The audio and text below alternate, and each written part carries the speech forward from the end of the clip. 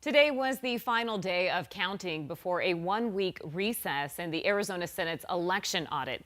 Still, the refusal by some Republicans to accept the outcome of the 2020 election is further splintering the Republican Party. Today, 150 prominent Republicans from around the country signed a manifesto declaring a new political movement dedicated to what they call the rebirth of the American cause.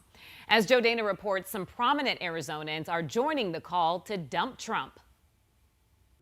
There aren't any big names like former presidents on this manifesto, but there are some recognizable names nonetheless. They represent some conservatives growing frustrated with the Trump brand of the Republican Party. It's billed as a new political movement for Republicans, and among its signers are former governors, Trump administration officials, and Congress members. The people that signed on to that manifesto, like me, still believe in the concepts of the Republican Party. And the party as we know it now has really strayed from those things. Former Republican Congressman Jim Koble of southern Arizona says the party has become an offshoot of what he calls the Trump cult.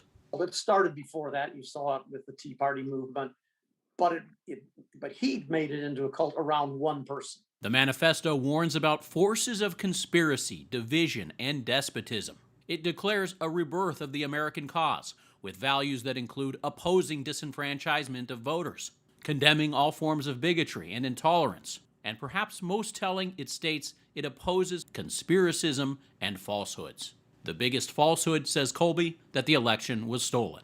Continuing that lie about the election really undermines our confidence in elections. The manifesto is also in response to House Republicans Wednesday removing Representative Liz Cheney of Wyoming as a conference chair in retaliation for her criticism of Trump. Supporters of this new Republican movement say they also worry about national security. Paul Rosenzweig is a former Homeland Security Deputy Assistant.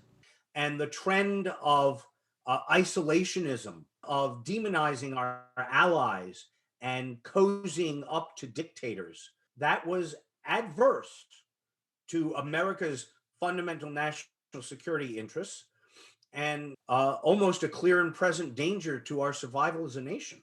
Supporters of this manifesto say it's not just about rejecting Trump, but moving to the center politically. They say both sides have become too polarized. Joe Dana, 12 News.